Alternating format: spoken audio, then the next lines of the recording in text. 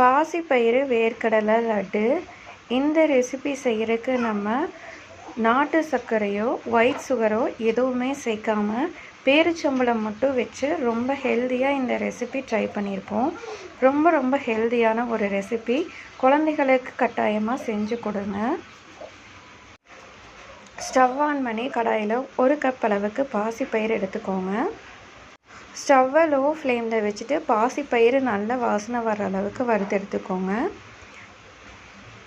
பாருங்கள், இது போல் நல்ல கலர் சேஞ்ச் ஆகி வறுபட்டு வந்துடுச்சு. இப்போ நம்ம இதை ஒரு பிளேட்டுக்கு மாற்றிக்கலாம்.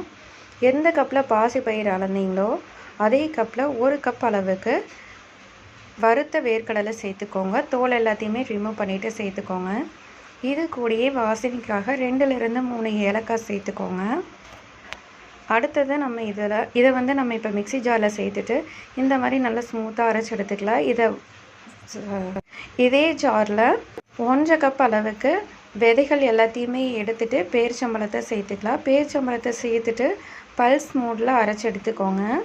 பாருங்கள், இந்த மாதிரி நல்லா அரைப்பட்டு வந்திருக்கும்.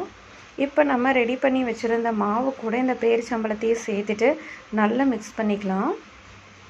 பாருங்கள், இது போல் உதிரியாக தான் இருக்கும்.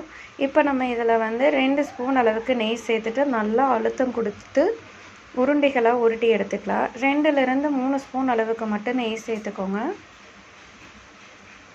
நட்ஸ் ஏதாவது சேர்க்கணுனாலும் சேர்த்துக்கலாம். பாருங்கள், இது போல் நல்லா ஒரு கைப்பிடி அளவுக்கு மாவு எடுத்துகிட்டு நல்லா அழுத்தம் கொடுத்து நம்ம உருட்டி எடுத்துக்கலாம். இதே மாதிரியே ரிமைனிங் இருக்கிற எல்லா மாவுகளையும் உருட்டி எடுத்துக்கலாம். பாருங்கள், ரொம்பவே சூப்பராக ஹெல்தியான பாசிப்பயிறு லட்டு ரெடி ஆயிடுச்சு. கட்டாயமாக நீங்களும் ட்ரை பண்ணி பாருங்கள். குழந்தைகளுக்கு செஞ்சு கொடுங்க.